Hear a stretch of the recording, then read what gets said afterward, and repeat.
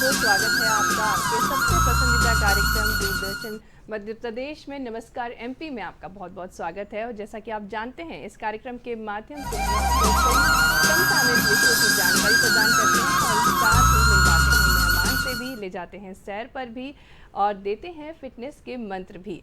तो आज की बात में आज हम बहुत ही महत्वपूर्ण विषयों पर आपको जानकारी प्रदान करने वाले हैं। पहला जो विषय है वो है प्रधानमंत्री स्वनिधि योजना और दूसरा विषय है अंगदान महादान। तो आपको मिलवाएंगे हमारे एक्सपर्ट से, लेकिन सबसे पहले आप नोट कर लीजिए हमारे नंबर्स जिससे आप फ़ोन के माध्यम से हमसे जुड़ सकते हैं। हमारा फ़ोन नंबर है 0755-266-0049 और दूसरा टोल फ्री नंबर है 1800-233-00340।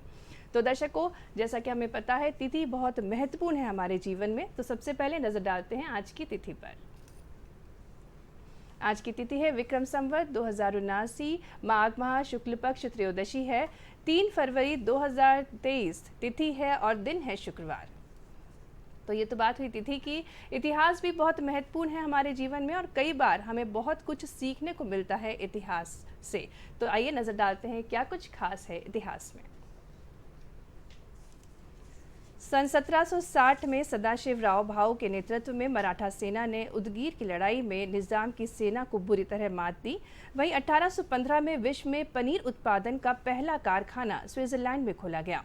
1916 में बनारस हिंदू विश्वविद्यालय खुला और वहीं 1925 में बम्बई और कुर्ला के बीच पहली इलेक्ट्रिक ट्रेन चली। सन 1934 में पहली बार हवाई जहाज़ों से पार्सल भेजने का सिलसिला शुरू हुआ।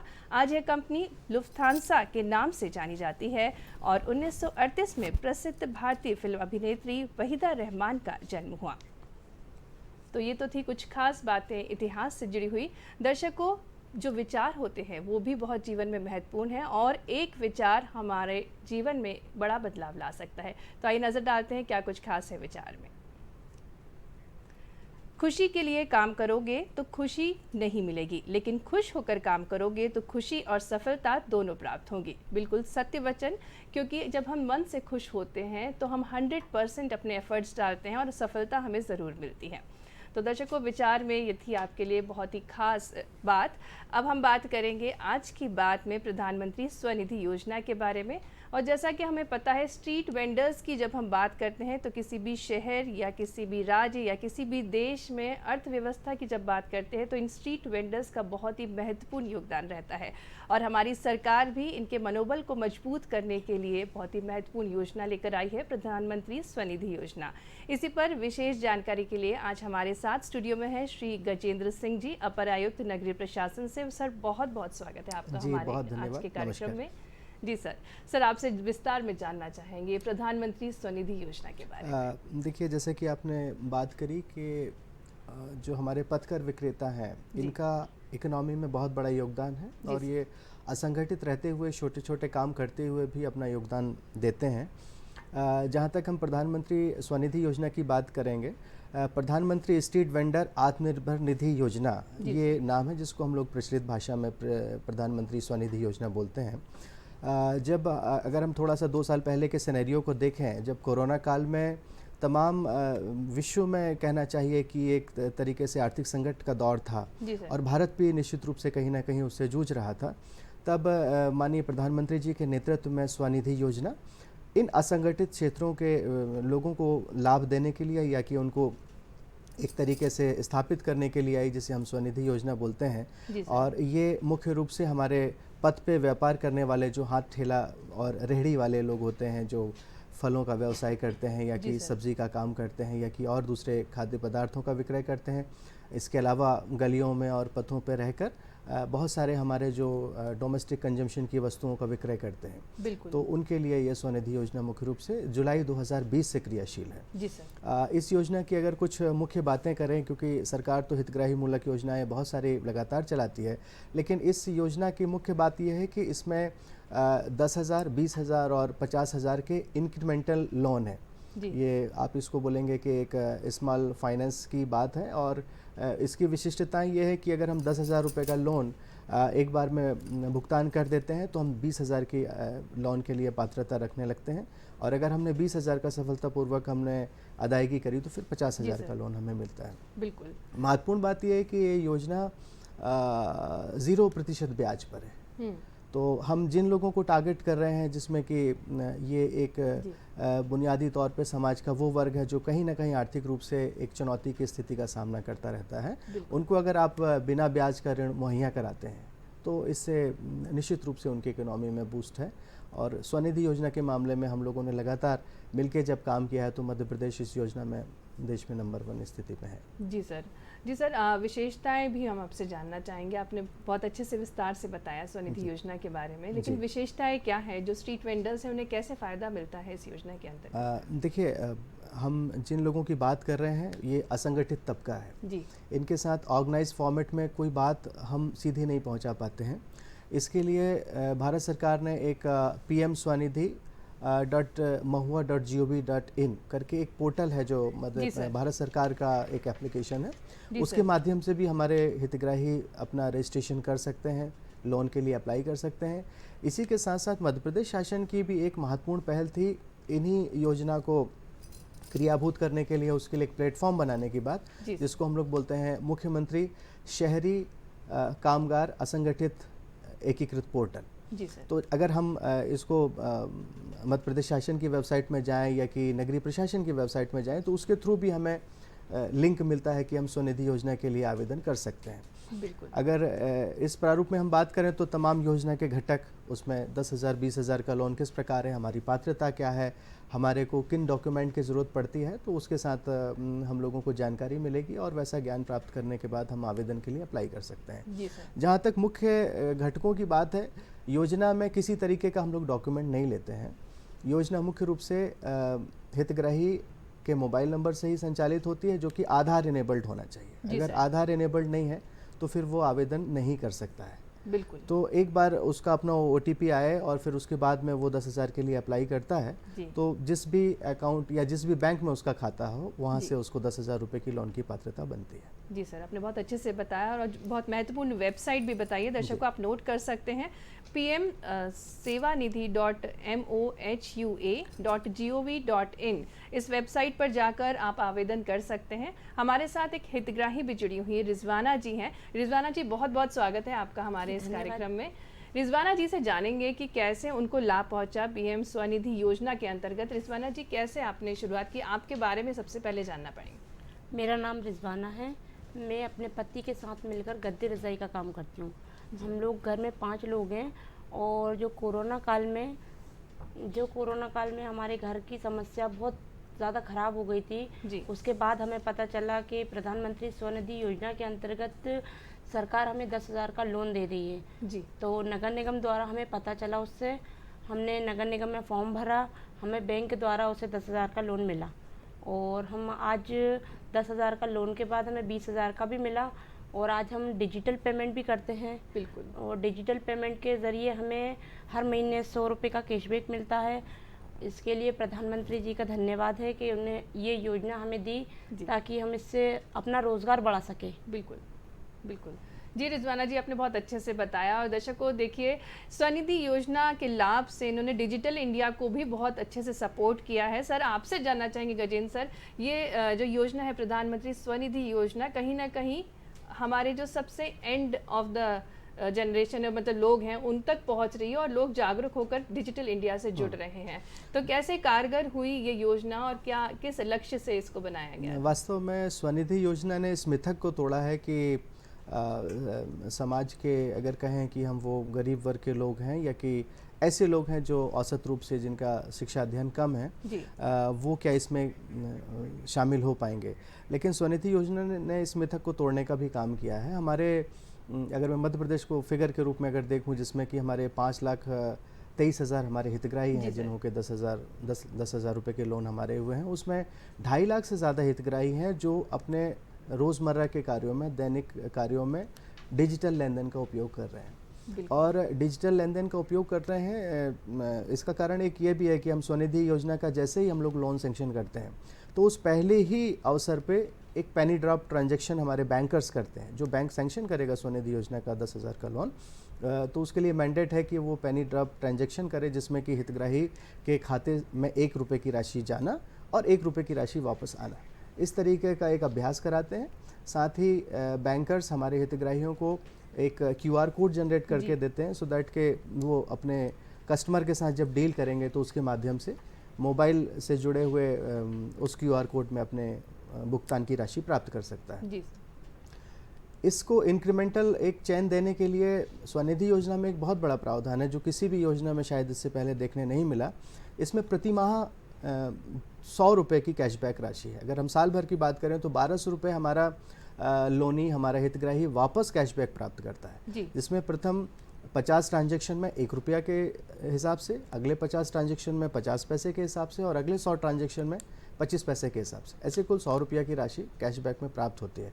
तो ये एक इंक्रीमेंट है और भारत सरकार के ध्यान में कहीं तो भी ये विषय है कि इस कैशबैक की राशि को डिजिटल हमारे ऑन बोर्डेड बेनिफिशरीज को और बढ़ाने की बात है। शायद ये राशि कभी 500 रुपये भी होए, और उसके पीछे धारणा यही है कि कहीं तो भी हमें एक जो महत्वपूर्ण अभियान है हमारा डिजिटल इंडिया का, उसमें हम किस तरीके से कदम से मिलाकर आगे चल सर, आपने बैंक की बात करी, हमारे साथ रामगोपाल पोरवाल जी हैं, वरिष्ठ प्रबंधक वित्तीय समावेश विभाग बैंक ऑफ इंडिया से। उनसे जुड़ेंगे और जानेंगे कि बैंक किस तरीके से सहायता करता है, प्रधानमंत्री स्वनिधि योजना कैसे लोगों तक पहुंचाते हैं। जी रामगोपाल जी, स्वागत है आपका। हम आपसे जानना चाहेंगे कि प्रधानमंत्री स्वनिधि योजना का लाभ आप लोगों तक कैसे पहुंचाते हैं, बैंक किस तरीके से सहायता करता है। Yes ma'am, good afternoon ma'am. जी। बैंक ऑफ इंडिया में जो है पीएम स्वनिधि की एप्लीकेशन हमें एक पोर्टल के माध्यम से प्राप्त होती है। उस पोर्टल पर पीएम स्वनिधि की जितनी भी एप्लीकेशन है वो नगर पालिका, नगर निगम में जो है आवेदक अपना आवेदन देते हैं, तो वो एप्लीकेशन हमें पोर्टल के माध्यम से प्राप्त होती है। उनमें सभी लाभार्थी के मोबाइल नंबर रहते हैं, उससे हम उनको जो है फोन करके बैंक में बुलाते हैं जी, तथा उनसे जो आवश्यक दस्तावेज लेकर जो है उनको पीएम स्वनिधि का जो है ऋण प्रदान किया जाता है। जी सर।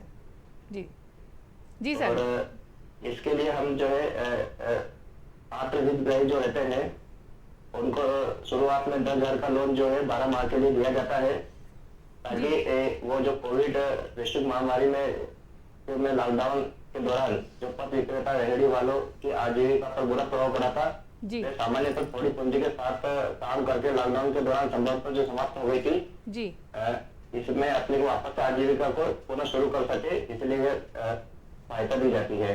जी रामगोपाल जी, एक चीज़ और जानना चाहेंगे आपसे। QR कोड की बात गजेंद्र सर ने बताई कि 1 रुपये के ट्रांजैक्शन करते हैं आप, जो भी वेंडर रहता है उससे, तो कैसी क्या प्रक्रिया रहती है, और दस्तावेज भी जानना चाहेंगे कौन कौन से दस्तावेजों की ज़रूरत रहती है हितग्राही को।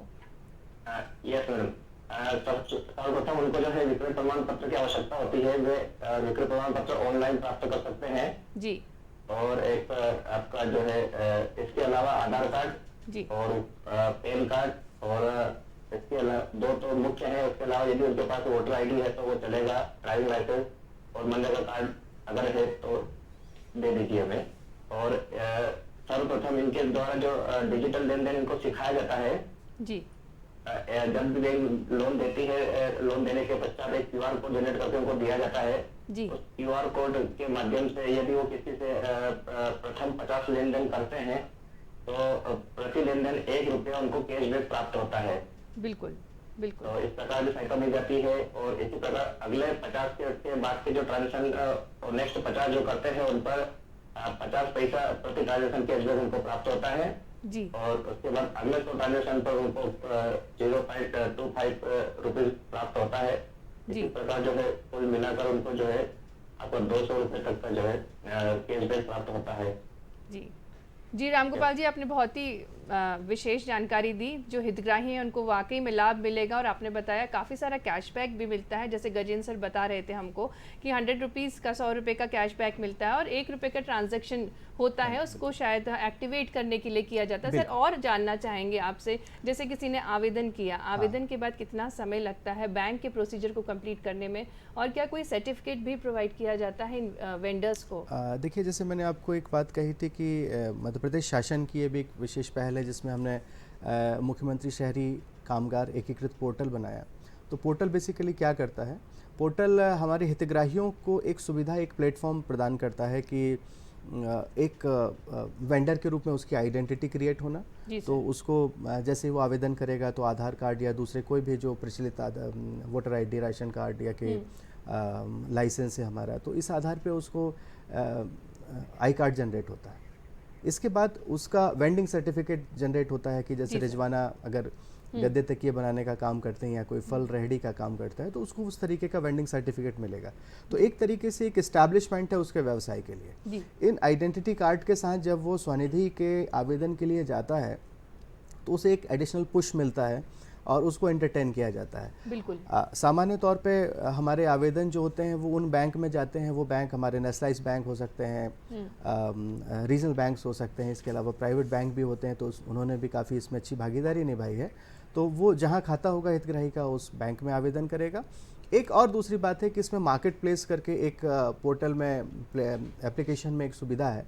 अगर बैंकर्स कोई चाहते हैं तो वो मार्केट प्लेस से भी दूसरे हितग्राहियों के आवेदन रिसीव कर सकते हैं। जी सर। जहां उस हितग्राही का अकाउंट नहीं भी हो तो वहां अकाउंट खुलने के बाद फिर उसको 10,000 का लोन इस तरीके से स्वीकृत हो जाता है। एक बात तो ये रही। दूसरी बात ये रही कि इन एप्लीकेशन के साथ महत्वपूर्ण बात यह है कि उस व्यक्ति के आइडेंटिटी इंटीग्रिटी को सुनिश्चित करते हुए हमें उसको बैंक के ऋण की अदायगी भी सुनिश्चित करनी रहती है। क्योंकि अगर वो 10,000 का लोन जो कि उसको 800 साढ़े 800 रुपये जैसा किस्त उसकी पर मंथ होती है, अगर वो 12 किस्तों में या उससे कम किस्तों में अगर अदायगी कर देता है तो वो 20,000 रुपये के एक अगले दूसरे ट्रेंच के लिए वो पात्र हो जाता है और इसके बाद वो 50,000 के लिए पात्र हो जाता है। कभी कभी हमको हितग्राहियों के साथ थोड़ा सा समन्वय करने में एक बात रहती है कि वो ऋण अदायगी अगर नहीं करें तो हमारी प्रॉब्लम वहाँ से शुरू होती है। क्योंकि बैंक अपने रिकॉर्ड में अगर उनको एक बार ले लेता है और ऋण अगर पूरी अदायगी नहीं होगी तो कहीं तो भी हमें डर रहता है कि हितग्राही डिफॉल्टर की श्रेणी में ना चला सर जाए। हमारे साथ हितग्राही भी है रिजवाना आपसे जानना चाहेंगे, आपको भी QR कोड मिला और सर्टिफिकेट मिला, तो किस तरीके का अनुभव आपने किया जब आप किस चीज़ का काम करते हैं, पहले तो ये जानना चाहेंगे, और किस तरीके से ट्रांजैक्शन हम गद्दे रजाई का काम करते हैं जी। उसके लिए हमारे पास रोज़ का पैसा लेन देन होता है, वो सीधा हमारा बैंक में जाता है पैसा, और बैंक में जाने के बाद अगर हमें भी कहीं पेमेंट करना पड़ती है तो हम भी सीधा मोबाइल से करते हैं। डिजिटल लेन देन है हमारा। तो आपको QR कोड एक्टिवेट करने में कहीं कोई परेशानी तो नहीं? क्या कोई आपको ट्रेनिंग भी प्रोवाइड की गई? नहीं, बहुत ईजी है वो तो। जी। गजन सर आपसे जानना चाहेंगे कि हम ये जानना चाहेंगे कि बैंक्स जब किसी हितग्राही को सपोर्ट नहीं करता या डॉक्यूमेंटेशन में कहीं ना कहीं दिक्कत आती है तो किस तरीके से विभाग उनको सहयोग करता है? देखिए, ये जो कहीं तो भी आर्थिक रूप से चुनौतीपूर्ण वर्ग है, इसको कार्यालयीन संव्यवहार में अगर कोई चुनौती है तो वो हमारी प्रॉब्लम है वहाँ पे। तो जैसे कि मैंने आपको इन एप्लीकेशन का बताया, इसके अलावा हमारे जो नगरीय निकायों में हमारे जो ULB हैं, हमारे नगरीय निकाय हैं, नगर परिषद हैं, नगर पालिकाएँ, नगर निगम, उसमें इस तरीके के हमारे CMM CO हैं और हमारे जो प्राधिकृत अधिकारी CMO और कमिश्नर होते हैं वो भी लगातार टीम लगा के ऐसे हितग्राहियों का चयन करने से लेके, उनके वेंडिंग सर्टिफिकेट से लेके और उनके आवेदन जो अलग अलग चरणों के होते हैं उनको बैंक में प्रोसेस करने के लिए मदद का काम करते हैं।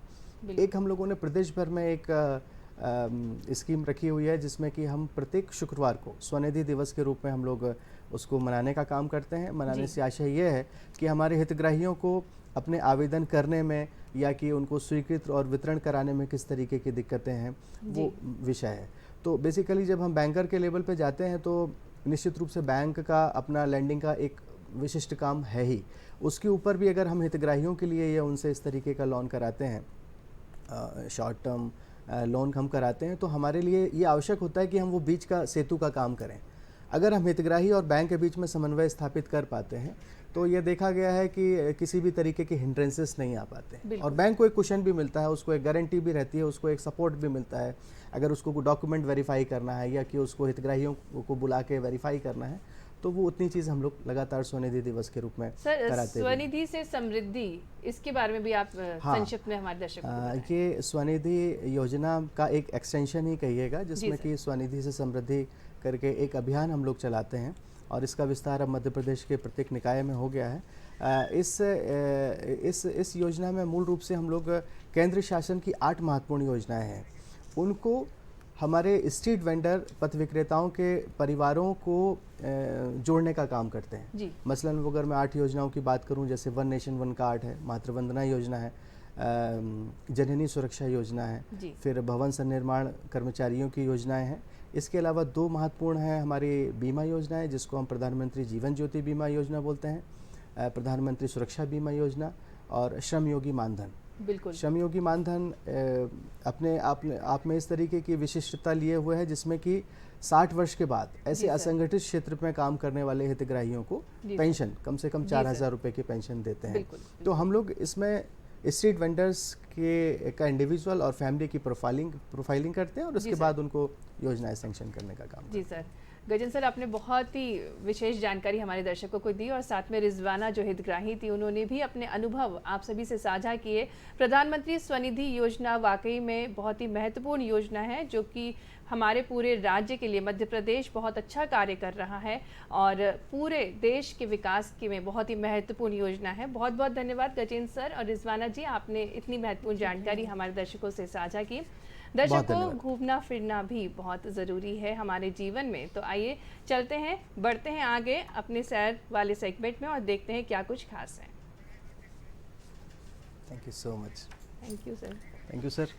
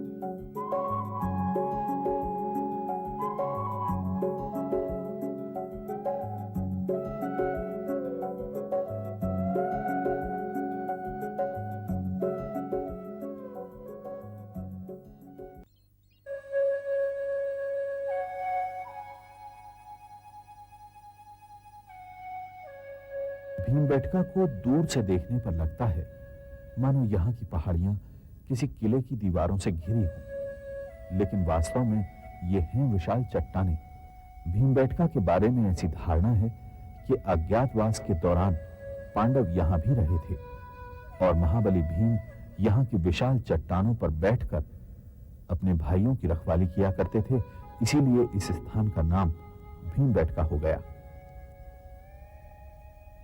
पांडवों के प्रवास के यहां कई सबूत मिलते हैं। पास के लाखा जोहार के जंगल के बारे में कहा जाता है कि कौरवों ने लाख के महल को पांडवों के उसमें रहते हुए जलाया था, क्योंकि वहां पर शैलाश्रयों में विशाल पाषाणों के मकान अब भी मिलते हैं।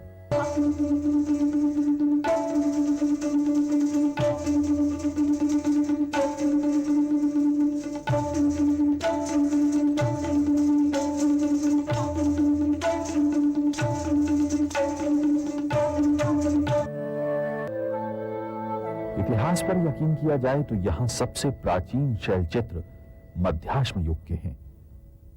चित्रकला से संबंधित गुफा मानव की गतिविधियां मध्यकाल तक चलती रहीं। शैलचित्रों व पुरावशेषों के अतिरिक्त किले की दीवारें, लघु स्तूप, पाषाणों के मकान, शुंग तथा गुप्तकालीन अभिलेख, शंख लिपि के चित्रित अभिलेख, परमारकालीन मंदिर व प्रतिमाएं आदि प्रकाश में आए। शैल चित्रकला का इतिहास देखा जाए तो भीमबेटका के शैल चित्र भारत के प्राचीनतम शैल चित्र माने गए हैं। डॉक्टर वाकनकर ने इन शैल चित्रों के 7 समूह बताए। उनमें से 5 समूह भीमबेटका क्षेत्र के अंतर्गत आते हैं, जो भारतीय पुरातत्व सर्वेक्षण यानी archaeological survey of India Bhopal मंडल के अंतर्गत संरक्षित हैं।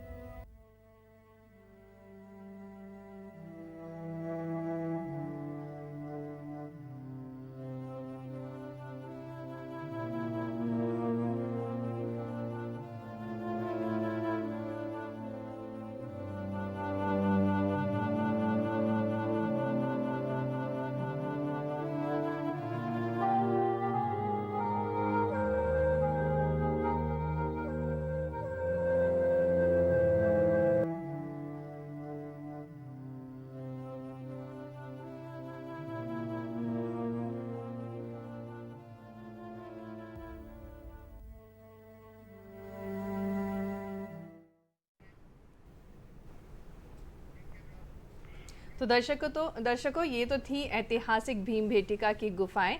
अब आज की बात में एक और महत्वपूर्ण विषय, अंगदान महादान। जैसा कि हमें बचपन से सिखाया जाता है कि दान करना चाहिए, लेकिन अंगदान बहुत महत्वपूर्ण है, क्योंकि मृत्यु के बाद हमारे शरीर का कोई भी अंग हमारे काम का नहीं होता, लेकिन ये जीवन दान दे सकता है कई लोगों को। आइए इस पर ही विशेष चर्चा करेंगे। हमारे साथ हैं स्टूडियो में श्री सुनील राय सर, बहुत बहुत स्वागत है सर आपका। सर ग्रीफ काउंसलर हैं। सर आपसे जानना चाहेंगे क्यों महत्वपूर्ण है अंगदान करना? हमारी ही समाज के कुछ लोग बहुत ही असमय मौत की कगार पे खड़े हुए हैं, जिनको हम अगर हमारे जीवित रहने के बाद भी अगर हम अपनी संपूर्ण आयु जी चुके और उसके बावजूद भी अगर हम किसी को अपना जीने के बाद भी कुछ ऑर्गन्स डोनेट करते हैं और उससे वो अपनी ज़िंदगी जीता है, तो हम लगातार अपनी ज़िंदगी को, अपनी आयु को बढ़ा रहे हैं। बिल्कुल बिल्कुल सर। आपकी संस्था कैसे कार्य करती है? अगर कोई व्यक्ति अपना अंगदान देना चाहता है तो कैसे संपर्क कर सकते हैं? कहाँ अंगदान दिया जा सकता है? देखिए, भोपाल आर्गन डोनेशन सोसाइटी विगत 2016 से लगातार भोपाल में, भोपाल के आसपास के क्षेत्रों में, स्पेशली मध्य प्रदेश के जो दूरंत क्षेत्र हैं जहाँ लोगों को नहीं मालूम कि अंगदान क्या होता है, वैसी स्थिति में अपने लोगों को जोड़ रही है। इसलिए एक हेल्पलाइन भी जारी की हुई है 1800-233-6688 और 9479903333। इन नंबरों पे लोग कांटेक्ट करके और हमसे वो जानकारी हासिल कर सकते हैं कि हमें, जैसे मान लीजिए किसी को ऑर्गन डोनेशन करना है या किसी को रेसिपिएंट को किसी को ऑर्गन्स लेना है, दोनों ही स्थिति में एक संतुलन और एक समन्वय का काम होता है, जिसके लिए हम मेरे पास चूँकि हेल्पलाइन होती है और मैं उन लोगों को संतुष्ट करता हूँ। भोपाल और इंदौर को अगर हम छोड़ दें तो पूरे मध्य प्रदेश में कहीं पर अगर हम बात करें अंगदान की तो लोगों को नहीं मालूम। लोग आश्रम और होता ये है कि कुछ परिस्थितियां होती हैं अंगदान की, जैसे ब्रांडेड वाले पेशेंट्स होते हैं वो कहीं कहीं ही पहचाने जाते हैं। बहुत मध्य प्रदेश में कई सारी स्थितियां ऐसी हैं कि बहुत सारे डॉक्टर्स उनको नहीं मालूम कि ब्रांडेड क्या होता है, उसकी परिभाषा नहीं मालूम, परंतु भोपाल और इंदौर में सुविधा है और लोग जब ब्रांडेड होता है तो धीरे से कहीं ना कहीं मुझे सूचना मिलती है और मैं काउंसलिंग करता हूँ और लोग मानते हैं। अपने यहाँ भोपाल में 16 कैडेवर डोनेशन हुए हैं, जिनसे 70 से ज़्यादा लोगों तक ऑर्गन्स पहुँचे हैं और लगभग 500 से ज़्यादा अब तक लाइव डोनेशन हो चुके हैं, जिसमें कहीं ना कहीं बैक सपोर्ट हम लोगों का होता है। एक छोटी सी बात है, जैसे कि मदर फादर अपने बच्चे को तो ऑर्गन्स दे देते हैं जीते जी, किडनी लीवर्स दे देते हैं, जवान बच्चे अपने मदर फादर को नहीं देते। तो वैसी स्थिति में भी हम लोग आते हैं कि नहीं, फिर एग्जाम्पल्स देते हैं और उनको कहते हैं कि ज़िंदगी तो ऊपर वाले ने दी है, जितनी आयु है उससे ज़्यादा तो अपन जी नहीं सकते, तो क्यों ना अगर मदर फादर की किडनी फेलियर है या उनको लीवर, तो आप भी दे सकते हो उनको। ये सारी स्थितियों के बीच में समन्वय का काम भी काउंसलिंग मैं करता हूँ। जी। ऑर्गन ट्रांसप्लांटेशन की अगर बात करें तो कितना सफल है ऑर्गन ट्रांसप्लांटेशन? देखिए, 30% तो रिस्क सभी हर ट्रांसप्लांट में होती है, परंतु जब ट्रांसप्लांट होता है तो मैक्सिमम केसेस में जहाँ अच्छे डॉक्टर्स हैं, अच्छा रिट्रीव सेंटर है, वहाँ पे 100% रेशो है कि वहाँ पे। हाँ, अब ये बात हो रही कि आपने ट्रांसप्लांट कराया और फिर वापस अपनी वो स्थिति में अगर हम वाइन पी रहे थे तो फिर चालू कर दी, या उस संक्रमण काल का जो 3 महीने का 4 महीने का टाइम है, उस 4 महीने के अंदर अगर हमने अपने आप को परहेज और दवा गोली नहीं खाई और उसके बाद हम कुछ, तो वो ट्रांसप्लांट भी खराब होता। तो नहीं तो होता ही है कि ट्रांसप्लांट आपने कराया, आप बाकायदा 3 महीने 4 महीने अपना इलाज कराएं और उसके बाद सामान्य आयु जैसे हम सब बैठे हुए वैसे लोग बात करते हैं, बात जिंदगी जीते हैं। बिल्कुल बिल्कुल। दर्शकों, बहुत ही महत्वपूर्ण विषय पर आज हम बात कर रहे हैं, अंगदान महादान। आप फिर से हमारा टोल फ्री नंबर नोट कर सकते हैं 1800-233-00340 और कॉल करके आप भी अपना प्रश्न पूछ सकते हैं। सर आपसे जानना चाहेंगे, एक बहुत बड़ी भ्रांति है अंगदान के विषय पर अगर बात करें कि अंगदान करेंगे तो उनका शरीर खंडित हो जाएगा मृत्यु के बाद, तो आप क्या कहेंगे, आपके क्या विचार हैं इस पर? देखिए, किसी का एक्सीडेंट होता है तभी तो स्टिचिंग होती है ना बॉडी में, तो ऐसा नहीं है। वो कुछ पंथ विचारधाराएं, कुछ है धार्मिक, कुछ रूढ़ी रिवादी अंधविश्वास है कि वो हम आँख दे देंगे तो अगले जन्म में आँख नहीं आएगी, अगर हम अपने लीवर का पार्ट दे देंगे तो लीवर नहीं आएगा, दोबारा कमज़ोर रहेगा। ये सब भ्रांतियाँ हैं। कुछ मिथक उन्होंने लोगों ने ऐसी पाल रखी हैं कि नहीं जी हम नहीं देंगे, परंतु जब ज़रूरत पड़ती है, जान लीजिए किसी कारणवश अगर मेरा लीवर और किडनी फेलियर होता है तो हम कोई भी दे दे वो चलेगा जी, परंतु जब हमारे देने की बात आएगी तो लोग नहीं देते। बिल्कुल। अगर आप लाइव नहीं दे सकते, लाइव जैसे जनरली लाइव में किडनी और लीवर्स होते हैं कि वो लाइव आप डोनेशन अपने परिवार में किसी को भी कर सकते हो, अपने दोस्तों को कर सकते हो, परंतु इसके अलावा भी अगर हम किसी कारणवश, ये जो आपने जो प्रश्न किया बहुत अच्छी बात है कि मैं आपको ये बता दूं कि ये जो ट्रांसप्लांट होता है ये जनरली 2 चीज़ें होती हैं कि जब कोई ब्रांडेड होता है, और ब्रांडेड केवल 2 परिस्थितियों में होता है, या तो एक्सीडेंट के बाद सपोर्ट सिस्टम में बॉडी चली जाए और वहाँ हॉस्पिटल में भर्ती हो जाए, एक तो वो कारण, और वहाँ जाके ब्रेन काम करना बंद करते हैं, एक वो, दूसरा ब्रेन हेमरेज होने के कारण हम हॉस्पिटल पहुँचे और हॉस्पिटल में जाके वहाँ पे ब्रेन क्लॉटिंग इतनी हो गई ब्लड की कि वहाँ पे ब्रेन काम करता, परंतु मशीन के कारण पूरा शरीर काम चलता, केवल इन्हीं स्थितियों में अंगदान होते हैं। बाकी अगर ये स्थिति थोड़ी सी आगे चली गई और हम कार्डियक अरेस्ट हो गया या सड़क पे, घर में कहीं पे, तो हम नेत्रदान कर सकते हैं, अपने हार्ट वाल्व भी यूज कर सकते हैं। इंदौर में देखिए अभी किसी ने हाथ भी दान कर दिए, हमारे यहाँ भोपाल में। अंगों के बारे में भी जानना चाहेंगे, कौन कौन से अंगदान कर सकते हैं मृत्यु के पश्चात? मृत्यु के पास तो हम हार्ट वाल्व और अपना बोन्स, आई डोनेशंस कर सकते हैं, स्किन डोनेशंस कर सकते हैं, परंतु ब्रेन डेड की परिभाषा में हम heart, liver, kidneys, pancreas, intestine, जो छोटी आंत कहते हैं अपन, वो सारी चीज़ें अपन डोनेट कर सकते हैं। जी जी सर, कोई उम्र होती है क्या? हर बार सोचते हैं कि थोड़ी सी उम्र और हो जाए फिर अंगदान दे देंगे, यही सोचते सोचते समय निकल जाता है कई बार, इसके बारे में भी आपसे जानना चाहिए। कानून तो कहता है कि 18 साल से ऊपर कोई भी व्यक्ति लाइव डोनेशंस भी कर सकता है और कैडेवर डोनेशंस भी कर सकता है जी। और ऐसा कोई नहीं है कि अगर हम उसके पहले भी हैं तो हम कोर्ट की परमिशन लेके, अगर हमारे जो फिजिकल फिट हैं हम, तो उसके पहले भी हम कोर्ट की परमिशन लेके हम किया जा सकता है।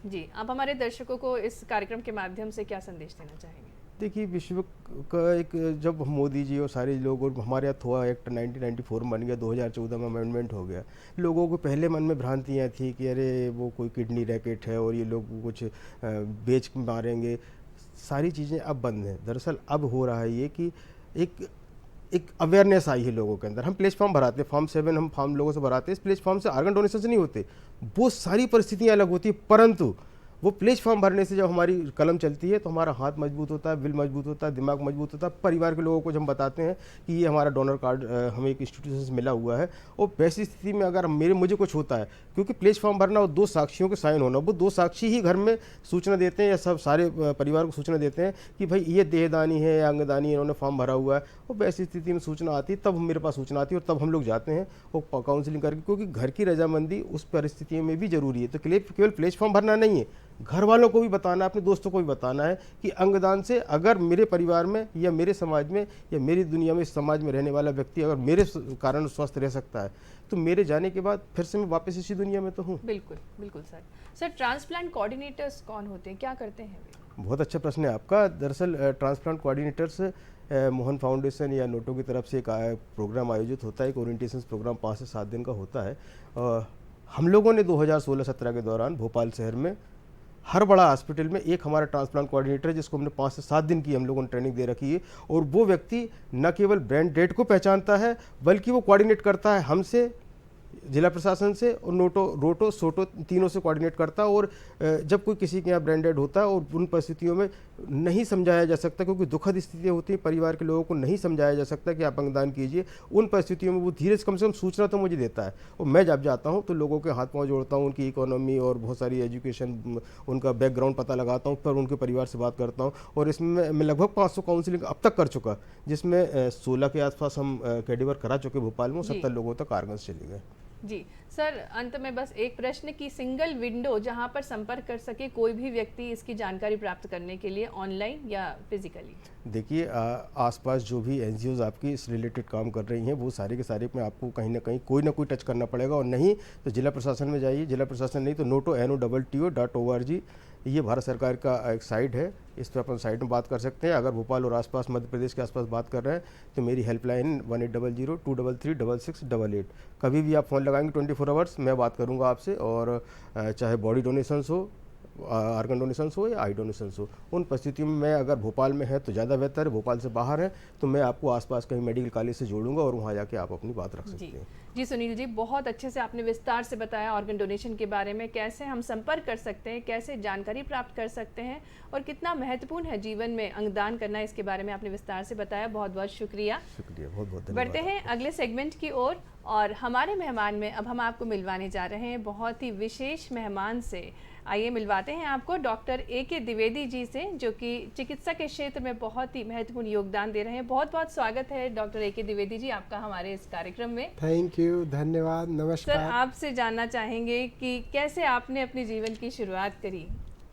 इतना कठिन प्रश्न आप पूछ रही हैं। पिछले 50 सालों का हिस्ट्री, जीवन का शुरुआत जैसा सभी करते हैं वैसा ही मैंने भी किया। मेरा प्राइमरी स्कूलिंग सरकारी स्कूल में था, मेरे पिताजी टीचर थे और पहले वो मुझे कुछ और बनाना चाहते थे, इसलिए मेरा नाम अशोक कुमार रखा था। फिर जब मैं तीसरी कक्षा में था तो मेरा एक्सीडेंट हो गया और हाथ फ्रैक्चर हो गया, तो वहाँ से उनको लगा कि इसको डॉक्टर बनाना है। बिल्कुल। तो वहाँ से उन्होंने मेरा नाम बदल दिया, अशोक कुमार से अश्विनी कुमार कर दिया। अश्विनी कुमार जो है वो देवताओं के चिकित्सक माने जाते हैं, तो तीसरी कक्षा के बाद से नाम बदल दिया, अश्विनी कुमार कर दिया। फिर मैं थोड़ा और बड़ा हुआ तो मेरी माताजी को माइग्रेन रहता था, बहुत ज़्यादा सिर दर्द होता था, और हम लोग देखते थे कि हम लोग 5 भाई बहन थे, तो कभी कभी तो घर में खाना ही नहीं बनता था। मम्मी बीमार रहती थी, 2-3 दिन तक उनको सिर दर्द बना रहता था। बहुत ही कठिन परिस्थिति थी माइग्रेन की, और उसके लिए पिताजी ने काफ़ी प्रयास किया, लेकिन उनका माइग्रेन ठीक होते मैंने देखा नहीं।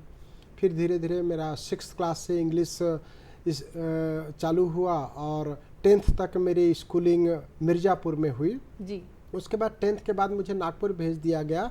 नागपुर में 12th में 11th-12th में बायोलॉजी और मैथ्स दोनों पढ़ सकते थे, फिजिक्स केमिस्ट्री बायोलॉजी और फिजिक्स केमिस्ट्री मैथ्स, ऐसा 6 सब्जेक्ट का कॉम्बिनेशन था नागपुर में। तो पिताजी और मेरे मौसा जी नागपुर रहते थे। मौसा जी चाहते थे कि मैं इंजीनियर बनूं और पिताजी चाहते थे कि मैं डॉक्टर बनूं, तो इसलिए मुझे 6 सब्जेक्ट पढ़ना पड़ा 12th में, और 11th में मैथ्स भी पढ़ना पड़ा और बायोलॉजी भी पढ़ना पड़ा। बिल्कुल। फिर उसके बाद नागपुर 2 साल रहने के बाद इलाहाबाद पहुंच गया, कृष्णा कोचिंग ज्वाइन किया, लेकिन वहाँ जब जाकर के देखा इलाहाबाद में तो वहाँ का कंडीशन बहुत ख़राब था। कोई स्टूडेंट बोलता था कि उसको 6 साल हो गए कोचिंग करते, कोई 8 साल, कोई 10 साल, कोई 12 साल, कोई भी PMT पास नहीं होता था। सर, प्रेरणा का स्रोत कौन बने आपके जीवन में? क्योंकि आपने सिकल सेल की हम बात करें तो उस क्षेत्र में बहुत महत्वपूर्ण योगदान दिया, काफ़ी अच्छा कार्य किया है, तो प्रेरणा का स्रोत कौन बने? प्रेरणा का स्रोत अगर मैं बोलूँ तो मेरे पिताजी ही हैं। पिताजी का बहुत सख्त अनुशासन था। वो टीचर थे, तो 4:30 बजे हमको सुबह उठ करके बाहर जाना ही होता था घूमने जी। और उनका स्पष्ट था कि मतलब कहीं भी रहिए आप तो शाम को 6 बजे तक घर पहुंचना है, उसके बाद सुबह 4:30 बजे से 6 बजे तक घूमने जाना है। तो जो डिसिप्लिन था, डिसिप्लिन बहुत ही ज़रूरी है जीवन में। अगर आपको कुछ भी हासिल करना है तो उसके लिए डिसिप्लिन होना ही चाहिए। तो वहाँ से शुरुआत हुई। सर, काफ़ी सारी उपलब्धियां भी आपने प्राप्त की हैं। हाल ही में आपको राष्ट्रपति ने सम्मानित किया। अगर अभी बजट की बात करें तब भी उसकी भी बात करेंगे, लेकिन आपकी उपलब्धियों के बारे में जानना चाहेंगे। मैडम, मैं आपको बताना चाहता हूं कि जैसे आपने सिकल सेल एनीमिया की बात किया, तो मैं एनीमिया की सभी प्रकार के लिए काम करता हूं, चाहे थैलासीमिया हो, सिकल सेल एनीमिया हो, अप्लास्टिक एनीमिया हो, या फिर आयरन डेफिशिएंसी एनीमिया हो। कई सारी एनीमिया हैं। लोग एनीमिया को छोटी बीमारी सोच करके उस पर काम नहीं करते हैं, जबकि मेरा मानना है कि एनीमिया ही कई बीमारियों का कारण है। तो मेरे जो मरीज हैं, जो पेशेंट हैं, उनकी ब्लेसिंग्स बहुत काम करती है। जब मरीज सब जगह से निराश हो जाते हैं, एम्स से, PGI से, CMC वैल्यूर से, सभी जगह से मना कर दिया जाता है कि आप ठीक ही नहीं हो सकते, तब पूरे देश से पेशेंट हमारे पास आते हैं अप्लास्टिक एनीमिया के, और उनको हम जब ट्रीटमेंट देते हैं तो वो ठीक होते हैं। और जैसे आप प्रेरणा स्रोत की बात कर रही थी, तो मध्य प्रदेश के राज्यपाल श्री मंगू भाई पटेल को जब पता चला कि मैं एनीमिया और सिकल सेल एनीमिया पे काम कर रहा हूं, तो उन्होंने 25 मई 2022 को एक मीटिंग राजभवन में बुलाई और मुझे उसमें बतौर विशेषज्ञ बुलाया कि यहाँ पर आप होम्योपैथी के बारे में बात करिए। वहाँ पे हेल्थ डिपार्टमेंट भी हमारा बैठा था, ECS सुलेमान साहब बैठे हुए थे। तो उनको मैंने कहा कि जितने भी एरिया हैं जहाँ पे धार है, झाबुआ है, जो हमारी ऐसे बेल्ट हैं जहाँ पे सिकल सेल एनीमिया बहुत ज़्यादा है, वहाँ की स्क्रीनिंग की जाए और वहाँ के टोटल नंबर ऑफ पेशेंट्स निकाले जाएं। जितने भी पेशेंट्स हैं उसको एलोपैथिक, होम्योपैथिक और आयुर्वेदिक, ऐसा 3 सेक्शन में बांट दिया जाए। 30% को एलोपैथी का ट्रीटमेंट दिया जाए, 30% को होम्योपैथी ट्रीटमेंट दिया जाए और 40% को एलोपैथी जो चल रहा है वो दिया जाए। तो इस तरीके से जिसका रिजल्ट बेहतर आएगा उस ट्रीटमेंट को अपनाया जाना चाहिए। तो वो हमारे ECS सुलेमान साहब को बहुत पसंद आया। और अभी आपने बोला कि राष्ट्रपति जी इंदौर आई थी तो उन्होंने मुझे बुलवाया था। राष्ट्रपति जी का भी यही प्रश्न था कि सिकल सेल एनीमिया क्या होम्योपैथी से ठीक हो सकता है। तो मैंने राष्ट्रपति महोदया को अवगत कराया कि सिकल सेल एनीमिया जो है ये बीमारी ऐसी है कि हेरिडिटी बीमारी है। तो हेरिडिटी बीमारी कोई भी ऐसी एक चिकित्सा प्रणाली से ठीक नहीं हो सकती है। उसके लिए भारत देश में एक होलिस्टिक ट्रीटमेंट का केंद्र बनाना चाहिए, जहां पे विभिन्न चिकित्सा पद्धति के चिकित्सक बैठे और ऐसी जटिल बीमारियां जो किसी एक चिकित्सा पद्धति से ठीक नहीं हो सकती है, उसके लिए सभी लोग मिल करके कार्य करें। बिल्कुल। राष्ट्रपति महोदया जी को मेरी बात बहुत अच्छी लगी। उन्होंने बोला कि मैं आपका पत्र आगे फॉरवर्ड कर दूंगी डिपार्टमेंट को, और उन्होंने फॉरवर्ड किया। उसका मुझे लेटर भी आ गया कि उन्होंने फॉरवर्ड कर दिया। और सौभाग्य से उसी दिन 10 जनवरी 2023 को हमारी वित्त मंत्री जी निर्मला सीतारमण जी भी इंदौर में थी।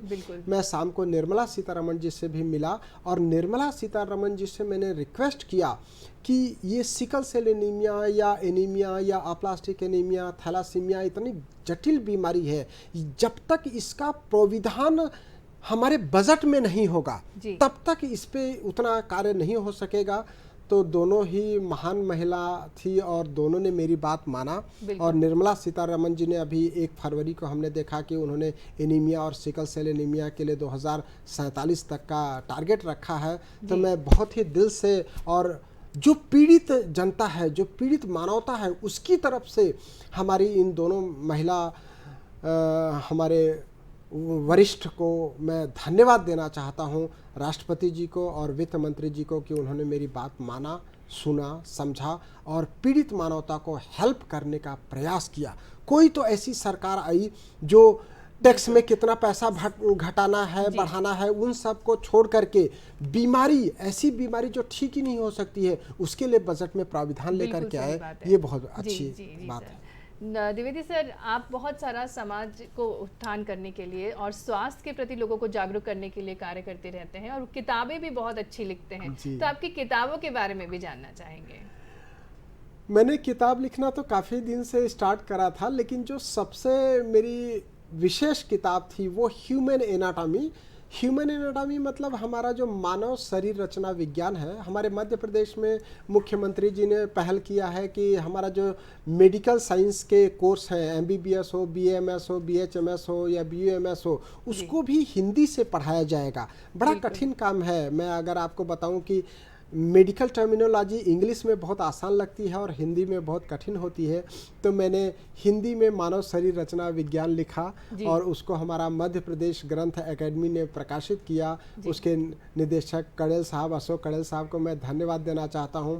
और हमारे मध्य प्रदेश के राज्यपाल जी ने 25 दिसंबर 2022 को उसका विमोचन किया। उस समय हमारे उच्च शिक्षा मंत्री जी भी वहाँ मौजूद थे। तो ये ह्यूमन जो एनाटॉमी है, मानव शरीर रचना विज्ञान, इसमें हमने जो क्लिष्ट इंग्लिश वर्ड था जिसका हिंदी रूपांतरण बहुत मुश्किल था या कठिन लग रहा था, उसको हमने हिंदी में ही इंग्लिश वर्ड लिखा है ताकि बच्चों को परेशानी ना आए और वो दूसरे लोगों से जब मध्य प्रदेश के बाहर जाएं तो उनको वो टर्मिनोलॉजी भी समझ में आए। बिल्कुल। एक किताब और आपने लिखी है, रक्त एक परिचय है, उसके बारे में भी आप हमारे दर्शकों। मैं एक अप्लास्टिक एनीमिया और जितनी भी एनीमिया की बीमारियां हैं उसके लिए रक्त के ऊपर एक किताब लिख रहा हूं। वो अभी पब्लिश नहीं हुई है, अभी बहुत सारा काम चल रहा है। उसमें मैंने जो ठीक हुए हैं मरीज, उसके बारे में उनका राय क्या है, कैसे उनको परेशानी हुई, क्या क्या उन्होंने प्रयास किया। जैसे एनीमिया की आप बात करेंगे ना तो बड़ा पीड़ादायक है। मरीज जिसको सिकल सेल एनीमिया है या जिसको थैलासीमिया है, जिसको अप्लास्टिक एनीमिया है, उनको हर थोड़े थोड़े अंतराल में ब्लड या प्लेटलेट लगाना पड़ता है। और एक बार जब ब्लड या प्लेटलेट लगाने के लिए अस्पताल में भर्ती होता है मरीज, तो उसको बहुत परेशानी होती है, बहुत सारा पैसा लगता है। और अप्लास्टिक एनीमिया के जो मरीज हैं उसमें बोन मैरो काम नहीं करता है, उनको थोड़े थोड़े दिन में प्लेटलेट और ब्लड लगाना पड़ता है। 2-2 दिन 4-4 दिन में ब्लड और प्लेटलेट लगाना पड़ता है। इतना ब्लड कहाँ से आएगा, इतना पैसा कहाँ से आएगा? तो उसके लिए हम होम्योपैथी से जो हेल्प कर रहे हैं, जो ठीक हुए हैं मरीज, उनसे बात करके उनके एक्सपीरियंसेस शेयर करने जा रहे हैं किताब में। वो मुझे लगता है कि आगे आने वाले समय में सोसाइटी के लिए बहुत बड़ा डॉक्यूमेंटेशन होगा। इसके अलावा मैंने कोरोना में भी प्रयास किया था। मुझे लगा कि कोरोना का जो समय है, तो कोरोना के साथ और कोरोना के बाद एक पुस्तक लिखा, क्योंकि उसके बाद लोग जान नहीं पाएंगे कि अगली पीढ़ी ये जानेगी कि कोरोना आया था। तो उसमें हमने हमारे डॉक्टर्स का अनुभव लिया, बैंक कर्मी का अनुभव लिया, साधारण मरीज का अनुभव लिया, हर वर्ग का अनुभव उसमें लिया है और उसको बहुत लोगों ने सराहा कि एक डॉक्यूमेंटेड किताब आई कि कोरोना के साथ लोगों को कैसा पीड़ा हुआ, कैसा अनुभव हुआ और कोरोना के बाद लोग कैसे जीवन में परिवर्तन हुआ। आप देखेंगे कि कोरोना के समय इम्यूनिटी की बहुत बात किया लोगों ने, रोग प्रतिरोधक क्षमता। तो रोग प्रतिरोधक क्षमता किसी दवाई इंजेक्शन से नहीं आ सकती। रोग प्रतिरोधक क्षमता हमको बढ़ानी है। उसके लिए मैं बात करता हूँ कि खाने में आप प्रोटीन डाइट लीजिए, आयरन का मात्रा लीजिए, कैल्शियम लीजिए, विटामिन सी लीजिए। मैं एनीमिया के मरीजों को बताता हूँ कि आप गुड़ चना खाइए, सबसे साधारण सा है, सबके घर में अवेलेबल है। आप गुड़ चना खाइए, एनीमिया से बच जाइए, खून कम होगा नहीं। गुड़ में आयरन है, चने में प्रोटीन है। नहीं तो पालक पनीर हमारे घर में बनता है, पालक में आयरन है, पनीर में हमारे प्रोटीन है। तो ऐसा हमारे पूर्वजों ने कॉम्बिनेशन बनाया है। हमारे घर में ठंड में गुड़ और ड्राई फ्रूट का लड्डू बनता है, गजक बनता है। तो ये उसी लिए है कि 2 महीने अगर आप ड्राई फ्रूट का लड्डू खाएंगे या गजक खाएंगे ठंड में, तो आप पूरे साल भर स्वस्थ रहेंगे, क्योंकि आपकी हड्डियां मजबूत रहेंगी, आप बीमार नहीं पड़ेंगे, आपको खून की कमी नहीं होगी। तो इस तरीके से हमारा इम्यूनिटी बढ़ता है। मेरा पिताजी समझाते थे मुझे कि अगर बच्चा मिट्टी में खेलेगा तो उसकी इम्यूनिटी मजबूत रहेगी, तो मिट्टी में जो खेलेगा उसकी इम्यूनिटी बेहतर होएगी ना। अभी हमने कोरोना में देखा कि लोगों ने एलोपैथिक अस्पताल में भर्ती रहे, वहाँ पे आयुर्वेद का काढ़ा पिया, होम्योपैथी के आर्सेनिक एल्बम खाया, भाप लिया नेचुरोपैथी का और योगा किया। बचने के लिए हमको सारी चिकित्सा पद्धतियों अपनानी पड़ी, तब हमारी जीवन जो है बच सकी।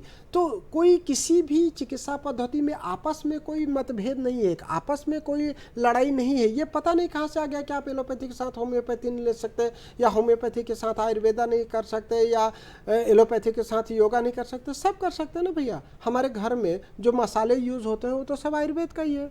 हम दूध में हल्दी डाल करके पीते हैं, जिसको गोल्डन मिल्क बोला कोरोना के टाइम में, तो वो क्या है? वो नेचुरोपैथी है, वो आयुर्वेदा है। हम लोग पैदा हुए हैं तब से हमारे घरों में ये सब यूज होता है। तो ये केवल मतभेद है, बनाया हुआ है। हमें स्वस्थ रहना है तो जो हमारी बीमारी है उसके लिए जो ज़रूरत है वो आपको करना है। मैं बहुत सिंपल सा आपको एग्जांपल बताता हूँ। आजकल लोगों का सिटिंग जॉब होता है, 6 घंटे 8 घंटे 10 घंटे बैठते हैं, तो बैक में पेन होने लगता है। अगर आपको बैक में पेन हो रहा है बैठे बैठे, तो आप सेतुबंध आसन कर लीजिए। सेतुबंध आसन करेंगे, आपका बैक का पेन खत्म हो जाएगा। बिल्कुल। इसी तरीके से हम लोग मोबाइल चलाते हैं या लिखने का काम करते हैं तो हमारे गर्दन पे दबाव आता है, जिसको सर्वाइकल बोलते हैं, सर्वाइकल या सर्वाइकल स्पॉन्डिलाइटिस या स्लिप डिस्क। तो वहाँ पे अगर आपको गर्दन पे दबाव आ रहा है ऊपर के भाग में, तो आपको भुजंगासन करना है। भुजंगासन करेंगे, आपकी परेशानी खत्म हो जाएगी। तो इस तरीके से हमको जीवन में बदलाव लाना है। हमारा जो डेली रूटीन है वो कार्य करते हुए बीमारी ना बढ़े, उसका भी ध्यान रखना है। मुझे इंदौर में आईजी साहब ने बुलाया था कि पुलिस वालों को ट्रेनिंग देने के लिए। मैं जेल में जाता हूँ तो कैदियों को ट्रेनिंग देता हूँ, स्कूल में जाता हूँ स्कूली बच्चों को भी बताता हूँ। तो उन्होंने एक बार पुलिस वालों के लिए बुलाया कि पुलिस बल जो है दिन भर खड़ा रहता है तो उसको वेरिकोज वेन की परेशानी हो जाती है, पैरों में दर्द होने लगता है। तो मैंने पुलिस को ट्रेनिंग दिया कि आपको छोटे छोटे दर्द के लिए दवाई नहीं खाना है। अगर आपको पैरों में दर्द होता है तो आप अर्ध सर्वांगासन करें। अगर पूरा सर्वांगासन कर सकते हो तो बहुत अच्छी बात है, नहीं तो अर्ध सर्वांगासन करें। अर्ध सर्वांगासन बहुत ईजी है। आप लेट जाइए और पैरों को ऊपर करके रखेंगे तो आपका सर्कुलेशन प्रॉपर हो जाएगा, तो आपको दर्द नहीं होगा। तो मैं इस तरीके से लोगों को, एक बात मुझे बहुत अच्छी लगी कि आपने बताया कि अगर हमें सारे थेरेपीज जो होती हैं, योगा भी बहुत महत्वपूर्ण है, आयुर्वेद भी बहुत महत्वपूर्ण है और होम्योपैथी भी बहुत महत्वपूर्ण है। सर, आप बहुत सारे लोगों को मुफ्त में इलाज की सुविधा भी प्रदान करते हैं, उसके बारे में भी जानना चाहिए। और भी बहुत सारा समाज के लिए आप कार्य करते हैं, लेकिन मुफ्त में इलाज आप कैसे लोगों को देते हैं? मेरे पास कुछ ऐसे पेशेंट आए, वो जो जब ठीक हो गए तो उन्होंने बोला कि ऐसा मरीज वर्ग जो आपके पास आता है जिसको दवाई की तो ज़रूरत है लेकिन उसके पास पैसे नहीं है, तो वो लोग पैसे हेल्प करते हैं। वो बहुत बड़े मतलब हेल्प कर रहे हैं सोसाइटी को, मैं उसका बहुत धन्यवाद देता हूं। उसके अलावा मैं सेंट्रल जेल में जाता हूं। पिछले 15 सालों से हर महीने के तीसरे शनिवार को मैं इंदौर के सेंट्रल जेल में जाता हूं और वहां के कैदियों को मैं दवाई देता हूं। तो कैदियों का दुख बांट सकता हूं मैं। वहां पे जो कैदी होते हैं वो कैसे उन्होंने जुर्म किया, उस समय क्या उत्तेजना रही वो कर दिया, बाद में वो पश्चाताप करते हैं। तो हम लोग जेल में जा कर के उनको योगा भी सिखाते हैं और होम्योपैथिक दवाइयाँ बांटते हैं। इसी तरीके से जो सरकारी स्कूलें हैं, अभी मैं इंदौर में हमारे क्लिनिक के पास में ही CM राइज स्कूल था, वहाँ पर जा कर के बच्चों से बात किया। जब बच्चों को देखा मैंने, 10वीं 11वीं 12वीं के बच्चियाँ थी, सभी की एक जैसी कंप्लेन थी। उनको सिर दर्द होता था, धुंधलापन लगता था, पैरों में दर्द होता था। जब इतना सारा मतलब 70-80% बच्चों का एक जैसा कंप्लेन, उनको सिर दर्द होता था, आंख से धुंधलापन लगता था, कमजोरी लगता था और पैरों में दर्द होता था या पेट दर्द होता था, तो मैंने स्कूल के टीचर से बात करना चाहा और प्रिंसिपल से जब जानने की कोशिश किया तो उन्होंने बताया कि ये सरकारी स्कूल है और यहाँ पे जो आसपास हमारे घरों में काम करती हैं बाई, उनके बच्चे होते हैं जी।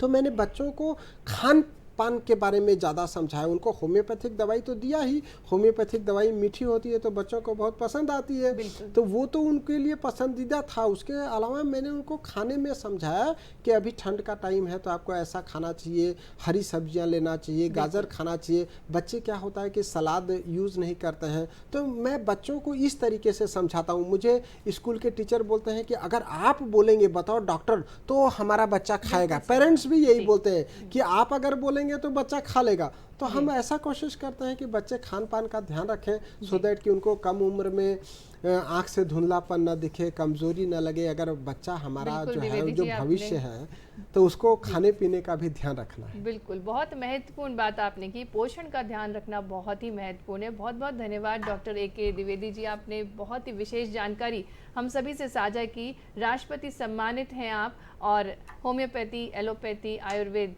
का महत्व भी आपने बताया कि सभी का इलाज लेना महत्वपूर्ण है, लेकिन उसके साथ साथ पोषण सबसे ज़्यादा महत्वपूर्ण है। तो दर्शकों, आपको आज का हमारा सेगमेंट काफ़ी पसंद आया होगा। इसी के साथ मैं आपसे लूँगी इजाज़त। नमस्कार।